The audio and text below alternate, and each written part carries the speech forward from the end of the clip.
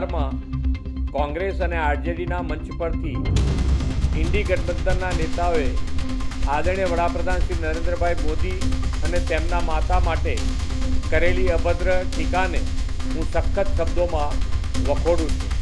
રાહુલ ગાંધીના નેતૃત્વમાં કોંગ્રેસની માનસિકતા કેટલી હદે નીચલા સ્તરે ઉતરી ગઈ છે તે આવા અશોભનીય નિવેદનથી દેશ સમક્ષ થતું થઈ ગયું છે। એક સાધારણ ગરીબ પરિવારની માં એક સંઘર્ષ વેઠીને પણ પોતાના પુત્રનું સંસ્કાર સિંચન કરીને દેશને આદરણીય શ્રી નરેન્દ્રભાઈ જેવું રાષ્ટ્રને સમર્પિત સક્ષમ નેતૃત્વ આપ્યું છે।